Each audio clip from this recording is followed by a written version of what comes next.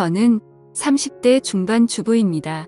결혼한 지는 4년 정도 됐는데 아직 아이는 없어요. 우리 부부는 맞벌이 중인데 남편은 돈을 벌느라 정말 바쁘거든요. 돈에 쪼들리는 형편도 아니었는데 남편은 유난히 돈에 집착했어요. 그런 남편 때문에 참 많이 다투기도 했는데 나중에는 거의 포기하고 살고 있었어요.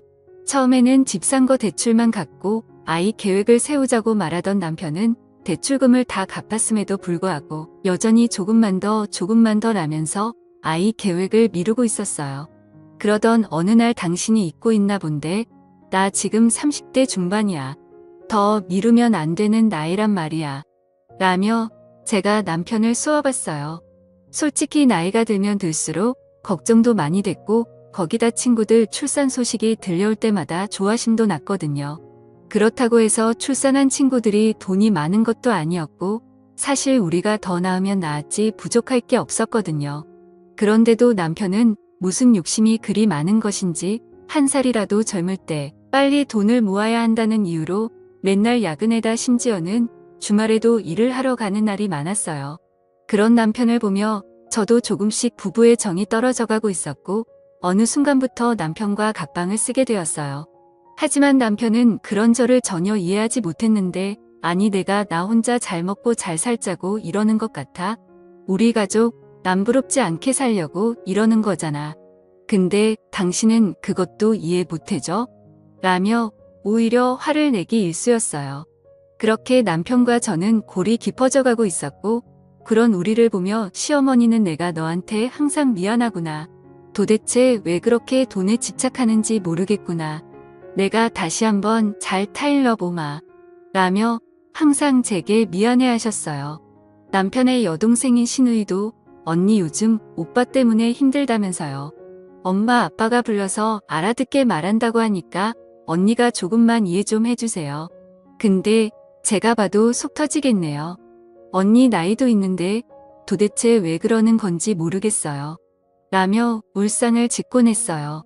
시댁 가족들은 정말 좋은 분들이었는데 사실 시댁 가족들 때문에 지금껏 버텨온 거나 마찬가지였어요. 시댁 가족들이 아니었음 벌써 이혼하지 않았을까 싶네요. 그러던 어느 날 잔뜩 취해서 들어온 남편이 너 나랑 살기 싫지? 먼저 이혼하자. 라고 다짜고짜 물었어요. 맨날 늦게 들어오더니 이제는 술까지 퍼마시고 들어와서 술주정까지 하네. 제가 남편을 보며 비아냥거렸어요. 우리 둘이 진짜 사랑해서 결혼했는데 도대체 왜 이렇게 된 걸까? 남편이 물었지만 저는 대꾸하지 않았는데요. 그런 저를 보며 남편이 다 내 잘못이네. 나는 그저 우리 가족 행복하게 잘 살려고 했던 것뿐인데 도대체 어디서부터 잘못된 걸까? 라며 머리를 감싸 안았어요. 그날따라 남편은 많이 이상했고 저는 아무런 대꾸도 하지 않은 채 남편을 노려볼 뿐이었어요. 그리고 다음 순간 남편이 그래 이혼하자. 내가 그렇게 원하던 이혼 내가 해줄게. 라며 담담하게 말했어요. 안 된다고 펄쩍펄쩍 뛰더니 왜 갑자기 심경 변화가 생긴 거야? 제가 남편에게 물었고 서로 사랑하지도 않는 사람과 사는 게 얼마나 지옥인 거냐? 빨리 이혼해줘야 당신도 새 출발해서 그렇게 갖고 싶다던 애를 갖지 당신도 이제 적은 나이가 아니잖아. 라고 말을 했는데 남편은 그저 넋이 나간 듯 해보였어요. 그럼 나야 좋지. 사실 나도 어머님 아버님 아가씨 때문에 어쩌지 버틴 건데 언제까지나 그럴 순 없잖아. 그래도 당신이 그렇게 생각해주니 고맙네. 우리 헤어지는 마당에 그냥 좋게 좋게 마무리하자. 제가 남편에게 말했어요. 그리고 그 뒤 남편이 급히 이혼을 하기 위해 준비하는 듯했고 그런 남편을 보며 근데 왜 이렇게 서두르는 거야? 그새 여자라도 생긴 거야. 어차피 이혼할 사이인데 한번 털어놔봐. 남편에게 물었어요. 맞아, 당신 말대로 나 여자 생겼어. 근데 그 여자가 얼마 전에 임신까지 했어. 이제 몇 달 뒤에 내 아이가 나오거든. 그러니까 빨리 이혼하자. 라며 남편이 충격적인 사실을 털어놨어. 아, 그래서 그동안 맨날 늦게 왔던 거였구나. 거기다 주말마다 일하러 가는 이유가 다 있었던 거구나. 근데 나는 천치같이 전혀 모르고 있었네. 남편에게 충격적인 사실을 들었음에도 저는 별 느낌도 없었는데 오히려 그런 제 모습에 더 놀랐던 것 같네요. 그 뒤 남편은 이혼을 진짜 서둘렀어. 저기 말이야, 내가 바람 펴서 이혼하는 거잖아. 그러니까 이 집은 당신에게 줄게. 어차피 문제는 나한테 있는 거니까. 어느 날 남편이 뜬금없이 말했어. 뭐, 당신 같은 짠돌이가 이 집을 나한테 주겠다고? 당신 그 여자 진짜 사랑하는가 보다. 그렇게 아등바등 돈에 미쳐서 살던 사람이 집까지 나한테 주면서 이혼을 서두르는 거 보니 그런 남편을 보며 마음이 참 이상했는데 아이도 자꾸 미루던 그런 사람을 하루아침에 그렇게 변하게 한 여자가 누군지 궁금했어요. 그 뒤 저는 시어머니에게 전화를 했어요. 어머님 혹시 얘기 들으셨어요? 그이가 이혼하자고 해서 우리 이혼해요. 근데 그이가 지금 사귀고 있는 사람이 있다고 하는데 들으셨어요? 그래 얘기 들었다. 그래서 말인데 내가 빨리 정리를 좀 해줬으면 좋겠구나. 조금 있으면 우리 손주가 나온다고 하는데 서둘러야 하지 않겠니? 시어머니의 목소리가 전과는 완전히 달라져 있었어요. 그런 시어머니를 보니 살짝 기분이 나빠졌어요. 어머님도 손주 태어난다니까 좋으신 모양이네요. 당연한 거 아니겠냐? 내가 결혼한 지가 벌써 몇 년째인데 아직 내 품에 손주가 없다는 게 말이나 되는 거냐? 이게 얼마나 큰 경사냔 말이야. 시어머니는 마치 이 모든 것이 제 잘못이란 듯이 말했어요. 어머님 말씀이 좀 서운하네요. 제가 안 낳겠다고 한 것도 아니고 그이가 지금껏 계속 미뤘다는 거 어머님도 잘 알고 계시잖아요. 그런데 어떻게 그런 말씀을 하실 수가 있어요? 그러니까 내가 똑바로 했어 봐라. 우리 아들이 그러겠냐는 말이야. 그동안 나도 내 말을 믿었었다. 그런데 지금 만나고 있는 애랑은 만난 지 얼마 되지도 않았다는데 벌써 애가 들어섰다지 않니? 그러니까 그동안 너한테 문제가 있었다는 거지. 시어머니는 마치 그동안 많이 참았다는 듯이 제게 다 쏟아내기 시작했어요. 그런 시어머니의 말에 제가 순간 울컥하고 말았는데요. 사실 남편이랑 사이가 안 좋았음에도 시어머니의 따뜻한 말에 위로받으며 잘 견뎌왔었거든요. 하지만 그날 시어머니의 그러한 싸늘한 말을 들으며 제가 큰 착각을 한 것이었구나 하는 생각을 하게 되었고 그동안 시어머니가 철저히 연기를 한 것이라는 생각마저 들었어요. 알겠습니다. 오히려 어머님이 그렇게 말씀해 주시니 있던 정도도 뚝 떨어지네요. 따로 찾아뵙고 인사드리진 않겠습니다. 그럼 전화 끊겠습니다. 다음에 제가 급히 전화를 끊어버렸어요. 그런데 전화를 끊자마자 참았던 눈물이 쏟아져 나왔어요. 그동안 의지하던 시어머니에게 조차 배신당했다는 생각이 머릿속에 가득했거든요. 그렇게 한동안 눈물만 흘리고 있었는데 신우이에게 전화가 걸려왔어요. 언니 이혼한다면서요. 아가씨도 제게 서운한 얘기하려고 전화한 거예요. 제가 신우이에게 싸늘한 목소리로 물었어요. 아니 그런 건 아니고 지금 이런 마당에 얼굴 보고 인사는 못할 것 같고 그래서 전화로라도 인사하려고 했죠. 신우이가 기어들어가는 목소리로 말했어요. 아가씨도 조카 생긴다고 하니까 좋은가 보네요. 모두들 제가 빨리 떠나주기를 아주 간절히 바라는 그런 느낌이네요. 걱정하지 마세요. 우린 애도 없어서 금방 끝날 거니까. 그게 아니라 언니한테는 정말 미안해요. 그냥 그 말하고 싶어서 전화했어요. 순간 신우이가 울컥했는지 잠시 침묵했어요. 그러더니 곧 언니 난 누가 뭐래도 언니 편이었어요. 그리고 언니를 제 친언니로 생각한 것도 사실이에요. 언니 정말 보고 싶을 거예요. 그리고 잘 사셔야 해요. 신우이가 말했는데 신우이의 목소리는 눈물을 가득 머금고 있었어요. 그런 신우이에게 뭐라 대답하지도 못한 채 통화가 끝나버렸고 신우이의 그런 모습을 보니 다시 제 마음이 안 좋아졌어요. 그동안 신우이와 저는 정말 사이가 좋았거든요. 그렇게 전화를 끊어버린 신우이가 걱정이 되어 제가 다시 전화를 했으나 그 뒤 신우이의 휴대폰은 전원이 꺼져 있었어요. 결국 신우이와 다시 통화를 하지 못한 채 저는 남편과 이혼을 진행하게 되었어요. 남편은 모든 것을 속전속결로 처리했는데 정말 급했던 모양으로 웬만한 건 제가 원하는 대로 다 해줬어요. 이 집은 이제 당신 거니까 당신이 팔고 이사를 가든지 그냥 살든지 마음대로 하고 난 짐 싸다 바로 나갈게. 근데 앞으로 그냥 가지고 있는 것도 나쁘진 않을 거야. 남의 남편이 제게 조언했지만 당신 같으면 이 집에서 살 수 있겠어? 당신 말이야. 내가 상관장 소통 안 한 거 감사하게 생각해. 그래서 내가 아파트까지 당신한테 다 주고 당신이 해달라는 거 다 해줬잖아. 암튼 그건 고맙게 생각할게. 남의 남편이 급히 짐을 싸서 나갔어요. 그 뒤 저는 집을 팔려고 내놨지만 빨리 팔리지 않았고 우선 그대로 살고 있었어요. 사실 그쯤에서는 남편에게 이미 정이 떨어져 버렸기에 남편이 그립다거나 그렇지도 않았거든요. 그렇게 얼마나 지났을까요? 제 친한 친구 진주에게 전화가 한 통 걸려왔어요. 잘 지내고 있는 거야. 너 그러고 사는데 내가 이러니 널 챙길 수도 없고 미안하다. 친구 진주가 미안한 듯 말했어요. 아니야. 너 몸이 그런데 무슨 그런 말을 하냐? 오히려 내가 널 챙겨야 하는데 내 꼴이 이러니 내가 더 미안해. 친구 진주는 얼마 전에 갑상선 암 진단을 받고 치료 중이었거든요. 아니야.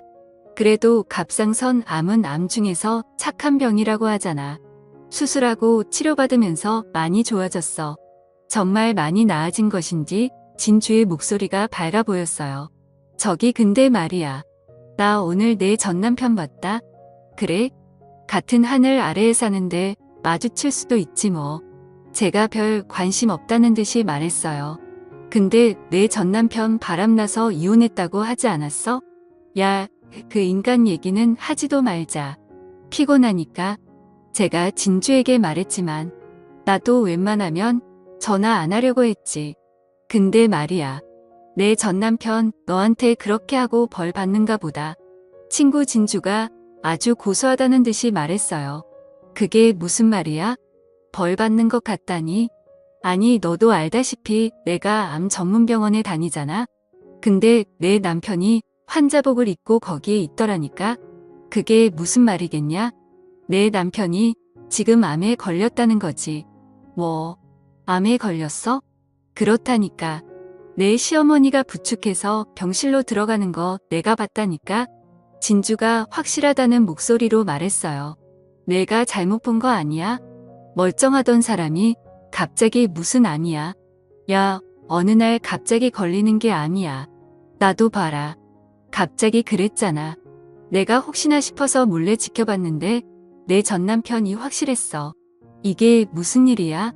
알았어. 내가 확인 좀 해볼게. 라고 제가 말했어요. 뭐, 내가 확인을 하긴 뭘 확인을 해봐. 그냥 모른 척해. 지금에 와서 내가 확인해서 뭐하게? 너 정신 똑바로 차려. 이혼당해놓고는 아직도 정신 못 차린 거냐? 순간 진주가 제게 화까지 내면서 말했어요. 알았어. 알았으니까 걱정하지 말고 넌 치료나 잘 받아. 라며 제가 전화를 끊었어요. 그리고 곧 신우이에게 전화를 했어요. 언니, 오랜만이네요. 다시 연락할 일 없을 줄 알았는데 어쩐 일이세요? 아가씨 그 바람난 여자랑 재혼했어요? 네. 아, 그럼요. 벌써 재혼했죠. 그래요? 그럼 지금쯤 아기도 태어났겠네요? 아들이에요? 딸이에요? 제가 신우이에게 단숨에 물었어요. 네. 그게 말이죠? 아, 딸이에요, 딸. 어찌나 예쁜지 몰라요. 세상에나. 오빠를 꼭 닮은 거 있죠? 그런 신우이의 말을 듣고 뭔가 이상하다 싶었는데요. 신우이는 거짓말을 잘 못하는 사람이에요. 아가씨 지금 거짓말하는 거죠? 그 사람 지금 어디 있어요? 거짓말이라니요. 제가 무슨 거짓말을 해요. 암튼 전 모르겠으니까 앞으로 다시 전화하지 마세요. 우리가 이렇게 통화할 사이는 아니잖아요. 신우이가 전화를 끊어버렸는데 신우이의 목소리는 어딘지 모르게 많이 어색해 보였어요. 신우이가 전화를 끊고 난 뒤 머릿속이 복잡해졌어요. 아니 여자가 생겼다고 급히 이혼까지 하고 나간 사람이 갑자기 안병동에 있다고 하니 이상할 수밖에요. 그렇게 저는 남편의 뒷조사를 하게 되었는데 평소 알고 지내던 남편의 친한 친구에게 연락을 했어요. 재수 씨, 갑자기 연락 와서 깜짝 놀랐어요. 남편의 친구가 놀라서 물었어요. 준혁 씨, 저 궁금한 게 있어서 어렵게 전화드렸어요. 아, 네, 말씀하세요. 남편의 친구가 당황한 듯 했는데 저기 제가 오늘 이상한 소리를 들어서 그런데 사실대로 말해줄 수 있어요? 다들 저한테 거짓말까지 하면서 뭔가를 숨기고 있거든요. 저기 그게 무슨 말씀이신지 준혁 씨? 그이랑 제일 친한 친구잖아요. 그러니까 다 알고 있잖아요. 그러니까 사실대로 말해주세요. 그 사람 바람났다는 거 다 거짓말이죠? 재수 씨, 저기 그게 말이죠. 아, 참 큰일 났네. 절대 말하지 말라고 했는데 라며 남편 친구가 어쩔 줄을 몰라 했어요. 부탁이니까 사실대로 말씀 좀 해주세요. 제발 부탁할게요. 제가 간절하게 말했어요. 저기 그게 말이죠. 제가 그랬다고 절대 말하면 안 됩니다. 말하면 가만 안 둔다고 했어요. 라며 잠시 말을 멈춘 남편 친구가 제게 충격적인 사실을 말했어요. 사실은 바람난 거 아닙니다. 그놈이 밤낮으로 이런 건 재수 씨도 잘 알잖아요. 그런데 얼마 전에 암에 걸린 걸 알았어요. 몸이 이상해서 병원에 갔더니 대장암 3기라고 했다나 봐요. 근데 이게 반반 확률이라고 하던데 저도 잘은 몰라서요. 네, 대장암 3기요? 그러니까 암에 걸린 걸 숨기느라 이혼한 거라고요? 대체 이게 무슨 말도 안 되는 소리예요? 제가 흥분한 채 소리를 질렀어요. 저기 그게 재수 씨가 아이를 많이 원하잖아요. 그런데 암이 완치된다고 해도 방사선 치료에다 뭐에다 당분간 아이 갖기는 힘드니까 그냥 보내드리는 게 이치에 맞는 거라고 라는 말을 하던 남편 친구가 순간 말을 잇지 못했어요. 그리고 그 순간 전화기를 들고 있던 제 손이 덜덜 떨리고 있었는데요. 뭐라고요? 그래서 저와 이혼을 했다고요? 고작 그 이유 때문에요? 그게 말이죠. 사실 그 녀석은 재수 씨가 임신하게 되면 회사 관두게 할 생각이라고 악착같이 일만 했었어요. 그 녀석 어릴 때 부모님이 맞벌이 하느라 항상 바쁘셨거든요. 그래서 아이 낳으면 재수 씨가 집에서 아이들만 보길 원했어요. 그렇게 아이 키우면서 돈 걱정 안 하게 만들고 싶다고요. 그런데 그러다가 결국 몹쓸 병에 걸렸는데 재수 씨 힘들게 하고 싶지 않다고 저를 붙들고 통곡을 하고 울었어요. 물론 저도 처음에는 말렸어요. 그래도 재수 씨한테 말해야 한다고요. 근데 절대 안 된다고 난리를 치니까 거기다 환자이고 하니 다들 그렇게 하기로 한 거예요. 남편 친구가 그동안 있었던 일을 설명했고 그 순간 제 눈에서 눈물이 멈추질 않았어요. 정말 대단하시네요. 저만 바보 만들고 다들 좋으셨나 봐요. 재수 씨 진짜 그런 게 아니에요. 남편 친구가 저를 위로하려고 애쓰고 있었지만 잘 알겠습니다. 그리고 감사해요. 라며 제가 전화를 끊었어요. 그렇게 바로 신우이에게 전화를 했지만 전화를 받지 않았고 아가씨 다 들었으니까 전화 받으세요. 그 사람 지금 암에 걸렸다면서요? 라고 제가 문자를 보냈어요. 제 문자를 본 신우이가 제게 바로 전화를 했어요. 언니 어떻게 알았어요? 지금 어떻게 안 게 중요한 게 아니잖아요. 다들 저한테 어떻게 그럴 수가 있어요? 그럼 어머님도 저한테 일부러 그렇게 하신 거네요? 제가 신우이에게 기가 막힌 목소리로 물었어요. 미안해요, 언니. 엄마 아빠가 친딸 같은 언니가 마음 아파하는 거 못 보겠다고 그러셔서 저도 어쩔 수 없었어요. 차라리 모르고 떠나는 게 낫다고요. 라고 말을 하던 신우이가 결국 눈물을 흘렸어요. 그런 신우이에게 남편이 입원해 있는 병원과 병실을 물어서 급히 그곳으로 갔고 마침 병실을 나오던 시어머니와 딱 마주쳤어요. 아니, 내가 여긴 어떻게 온 거니? 시어머니 얼굴은 새파랗게 질려 있었는데 그만 가거라. 우린 널 항상 친딸이라고 생각하고 자랐어.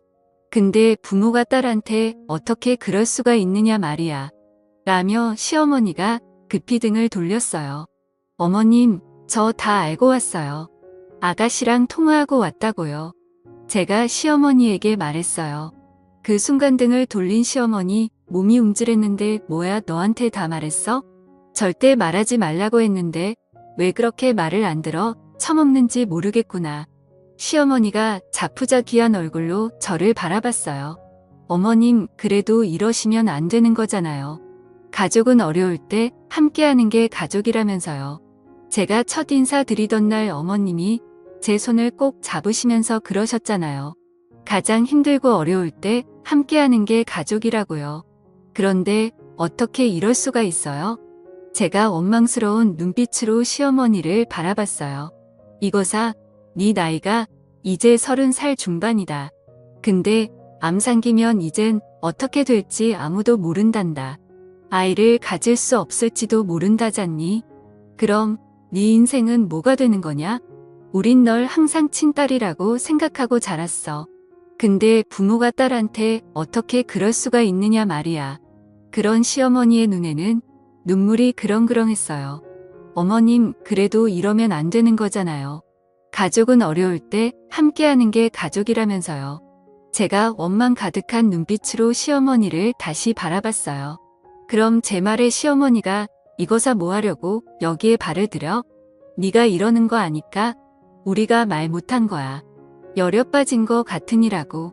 이럴 땐 그냥 모른 척하고 가야 하는 거야. 제 등을 내리치면서 눈물을 흘렸어요. 그날 시어머니에게 전화를 했을 때 그토록 매몰차게 말하는 시어머니를 보며 왜 몰랐을까요? 다시 한번 제 가슴이 미어져 내렸어요. 그렇게 병실 안으로 들어갔는데 남편의 얼굴은 그새 많이 상해 있었어요. 당신이 여긴 어떻게 왔어? 왜 그렇게 바람나서 나갔는데 암 걸렸다고 하니까 구경하러 왔어? 그래, 나 천벌 받았어. 그러니까 그만 가봐. 라며 남편이 제 눈도 마주치지 않고 단숨에 말했어요. 미안해. 당신 아내라는 사람이 당신 아픈 것도 모르고 진짜 한심하다. 정말 미안해. 라며 그 자리에서 제가 펑펑 눈물을 흘렸어요. 그런 저를 보며 남편이 마음에도 없는 소리를 했지만 저는 상관도 하지 않았고 그날부터 남편의 병관으로 하기 시작했어요. 우선 회사에 그만두겠다고 말했고 그런 저를 남편이 말렸지만 당신 돈 번다고 밤낮을 어떻게 했어? 근데 지금 이게 뭐야? 내가 원했던 건 이런 게 아니었어. 퇴근하고 당신이랑 오붓하게 같이 밥 먹고 주말에는 당신 손잡고 영화 보고 내가 원한 건 그것뿐이었다고. 난 돈 많은 부자가 되고 싶었던 게 아니었다고. 그러니까 그냥 내가 하자는 대로 해. 우리 진짜 최선을 다해보자. 내가 여기저기 알아봤는데 요즘은 의술이 진짜 많이 좋아져서 암상기 정도는 정말 아무것도 아니래. 반반 확률이면 반은 가능성이 있다는 거잖아. 한번 해보자. 꼭 이겨내서 우리 경치 좋은 시골 마을 가서 그냥 마음 편하게 살자. 라며 남편을 설득했어요. 그런 제 말을 듣던 남편이 당신 아이 원했잖아. 설령 내가 살 수 있다고 해도 난 아이를 갖지 못할 수도 있어. 힘겹게 말했어요. 아이 없으면 더 좋지. 생각해봐. 아이 키우려면 돈이 얼마나 들겠어? 차라리 그 돈으로 우리 둘이 여행 다니면서 맛있는 거 먹고 그렇게 살면 되지. 그럼 좋잖아. 다행히 당신이 벌어놓은 돈이 꽤 돼서 내가 소일거리하면서 살면 충분할 거야. 그러니까 우리 열심히 치료받자. 알았지? 라며 제가 활짝 웃었는데 제 말에 남편이 눈물을 뚝뚝 흘렸어요. 그 모습에 옆에 있던 시부모님도 뒤를 돌아 눈물을 흘리셨는데 제가 병관으로 한 뒤 남편은 정말 많이 좋아지기 시작했어요. 반드시 살아야겠다는 의지가 다시 생긴 듯 잘 넘어가지도 않는 밥을 꾸역꾸역 입안으로 밀어넣었는데 물론 약 부작용으로 얼마 안 가서 구토를 하기도 했지만 남편은 어떻게든 먹으려고 노력했어요. 그 뒤 남편은 정말 많이 좋아졌어요. 거기다 제가 아는 지인에게 부탁해서 한적한 시골 마을에 집도 알아봤는데 남편과 어떤 집이 좋을지 계속 고르고 있었기에 남편의 얼굴이 많이 밝아져 있었어요. 여기서 조금만 가면 바다도 있대. 그리고 앞에는 조그만 텃밭도 있어서 농약을 안 치고 채소를 길러 먹을 수 있을 것 같아. 거기다 채소 같은 거 심어서 유기농으로만 먹자. 요즘 텃밭 가꾸는 거 공부도 하고 있거든. 당신도 해야 하니까 빨리 건강해져야 해. 당신도 알다시피 내가 손이 좀 둔하잖아. 라며 활짝 웃었는데 그러한 이야기를 할 때마다 남편의 얼굴이 참 편안해 보였어요. 그렇게 힘든 항암 치료를 끝내던 어느 날 우리는 살던 아파트를 처분해서 시골 마을로 내려갔어요. 공기도 좋았고 아침마다 새들이 지저귀는 소리에다 바람이 불 때마다 울창한 나무들이 아주 시원한 소리를 냈는데 우린 그 소리가 그렇게 좋을 수가 없었어요. 그 뒤 우리는 이곳에 정착해서 잘 살고 있답니다.